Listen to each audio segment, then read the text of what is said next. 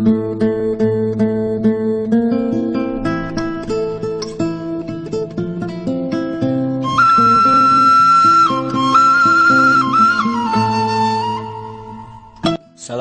warahmatullahi wabarakatuh.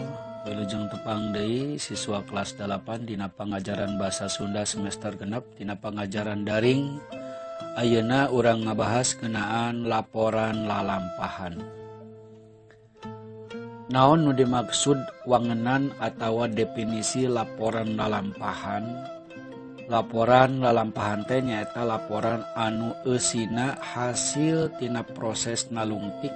Ayeuna nalungtik teh penelitian kahiji tempat anu dijugjug ku urang.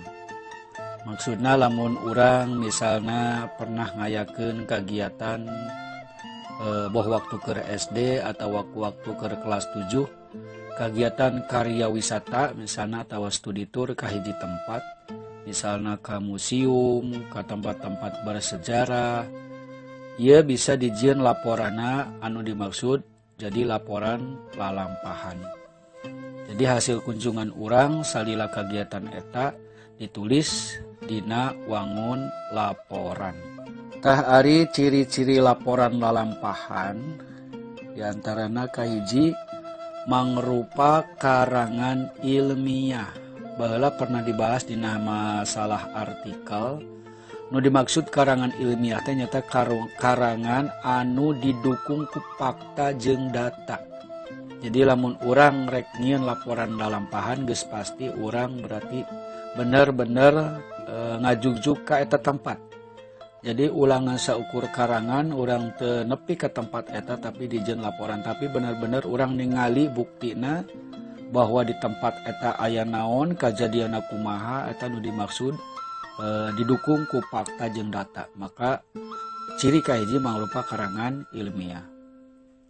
Nu kadua ciri laporan lalampahan nyaeta bere gambaran hiji tempat. Jadi urang ngagambarkeun kumaha kaayaan di museum misalnya atau kumaha kaayaan di tempat Candi Borobudur ku urang digambarkeun kaayaanna. Eta dina ciri-ciri laporan. Nu katilu nyaeta ngawanohkeun hiji tempat.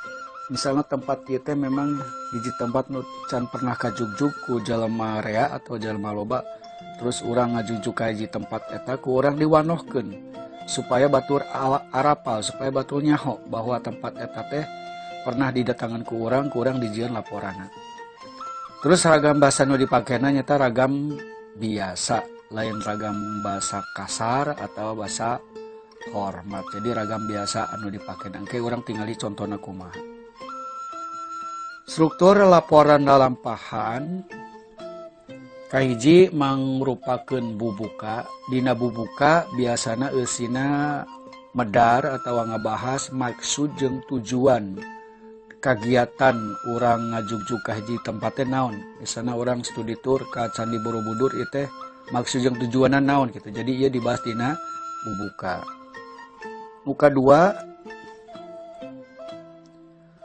Nu kadua waktu jeung tempat kejadian atau pelaksanaan iraha urang ditulis waktuna ti tanggal sabaraha jam sabaraha berangkat terus nepi ka tempat jam sabaraha urang dijieun laporanna. Nu tempat dijugjugna ka mana wae lokasina aya dina bagian waktu jeung tempat.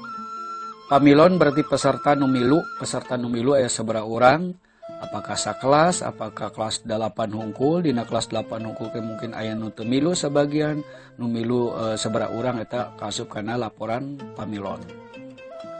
Terus nomor 4 nyata pedaran hasil kegiatan. Maksudna di lokasi tempat nu urang dijugjug teh naon wae kegiatan anu ku urang dijugjug ka tempat eta.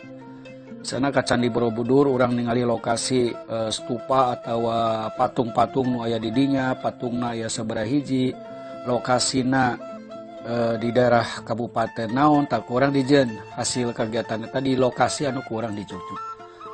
Panutup nyata mangrupa laporan lalampahan kacindekan atau kesimpulan kurang dijieun dina bagian panutup.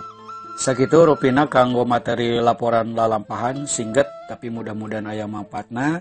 Saperti biasa sanggeus nitenan kana video ieu buka link Google Form kanggo evaluasi naon nu tadi dibahas.